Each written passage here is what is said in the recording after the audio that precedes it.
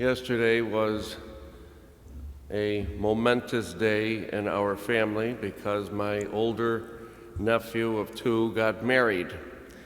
And it was the first time sitting at a wedding reception that I realized I'm the old generation.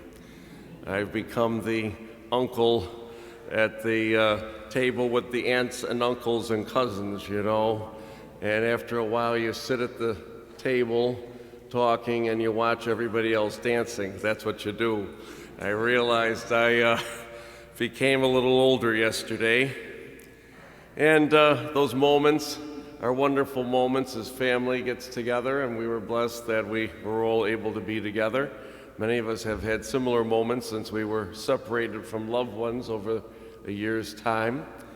And you know, as you see maybe the distant cousins you don't see so often, or those who live out of town and come home, there's conversation that takes place, and in some of the conversations you hear the phrase, "Boy, you have changed." And you don't know how to take that, do you?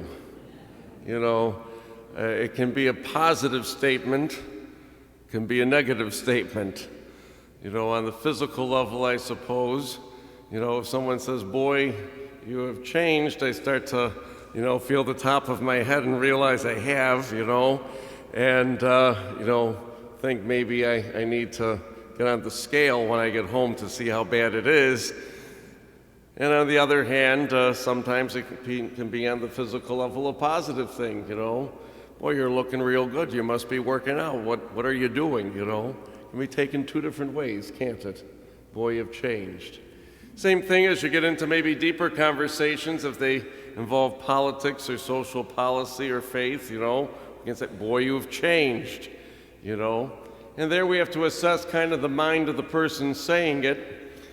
If it means we are more in thinking with the way they think, it may be a good thing in their perspective. And if we've maybe gone in a different direction, maybe a negative thing in their perspective. "Boy, you've changed." If you take that idea to the second reading, Paul's letter to the Ephesians, Paul is tweaking it a bit and saying to the Ephesians, you need to change. That's what he's saying to them. You need to change. And he's not being subjective as maybe we can be at a table talking to relatives and friends, thinking if this person has or needs to change. Paul is trying to be very objective, saying that you need to learn Christ. You need to put on the mind of Christ. You need to trust the truth of Christ. You need to put away your older, former self and way of life, your corrupt, deceitful desires. You need to be renewed, he says, in your mind. You need to change and put on the new self. We think about that in our own life as we come here. I suppose one of the reasons we come to Mass every Sunday, why, is to change. That's why we come here. We'd like to hear the word spoken and to be challenged a little, to have our mind, our heart, our soul stretched a bit, and to say, well, as I do, you know, debate maybe the social, political, or religious ways of thinking, am I doing it in alignment with Christ, or have I allowed other influences to come in? Paul is calling us maybe to examine our own mind, heart, and soul today. And if you take that thought really to the first reading, you know, I've said many a time, you have to feel sorry for poor Moses. You know, the Israelite people of his day, they definitely put the F in the word fickle. They constantly were unhappy, you know. Of course, they were unhappy in Egypt because they were slaves and crying out to the Lord to be set free. But, you know, why were they in Egypt in the first place? Well, because there was a famine in Israel, and they decided, you know, we have to go in search of food. Well, why was there food in Egypt? Because, fickle again, they didn't like their brother Joseph, and they sold him into slavery. You know the whole story. And Joseph was the one who knew Pharaoh's dream, interpreted, preserved all of the food for the famine. Eventually his family comes looking for food. He brings them all. But then we know the story. Pharaoh dies and Joseph's memory is gone, and the Israelites, growing in number, become slaves, unhappy, crying out to the Lord, set us free, fickle. And so Moses comes and sets them free, and they get into the desert and they start immediately complaining. At least in the old country in Egypt, we had food to eat. We're out here starving. They were never very happy. And Moses is stretching their minds, saying you need to see that the Lord is going to provide for you. And of course, we hear that the Lord provides manna, and we hear about the dew fall, the very same term we use in the Eucharistic prayer in a few moments.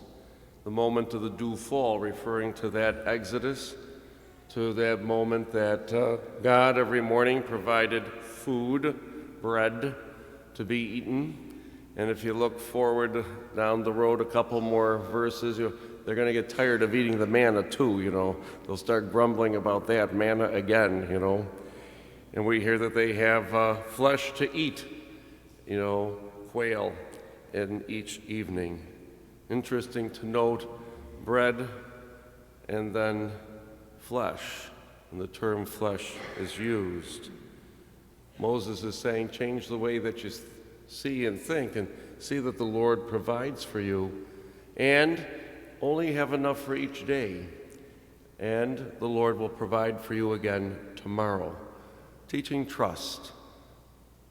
The Lord, through Moses, was trying to teach the Israelites, trust in me, and every single day I'll provide for you.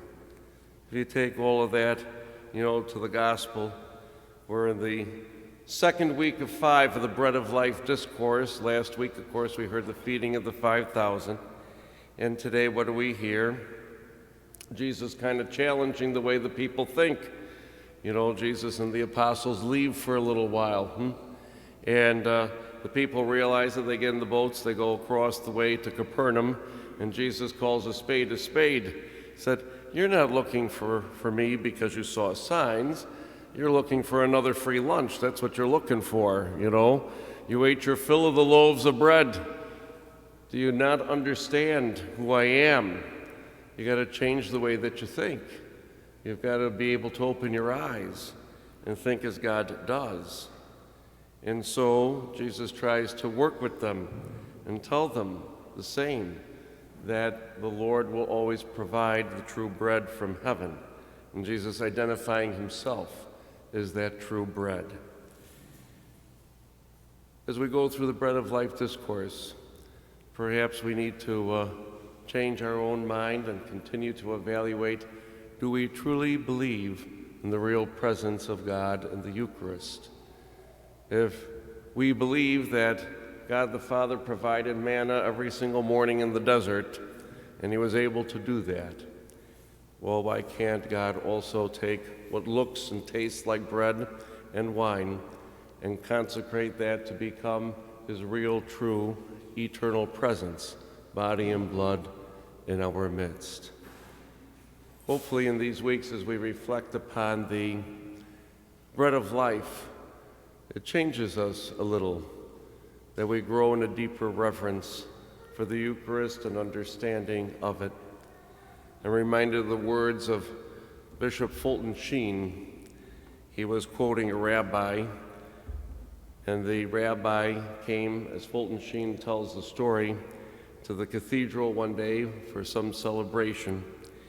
And as they walked in to the church, the rabbi said to Fulton Sheen, he said, if I believed what you people say you believe, I would behave very differently here in church, as he commented about all of the conversations and things going on and overhearing some of the topics of the conversations. And he said, if I truly believed that it was God in that tabernacle, I'd crawl down the aisle in reverence of the Lord, and I would walk out of your cathedral backing out so I never would turn my back on God himself. Interesting observation. For us all, do we truly believe that we are in the presence of the Lord in the Eucharist? And if so doing, are we allowing that to transform the way we think, as well as maybe the way we behave, not only within the walls of the church building, but certainly in the parking lot and beyond?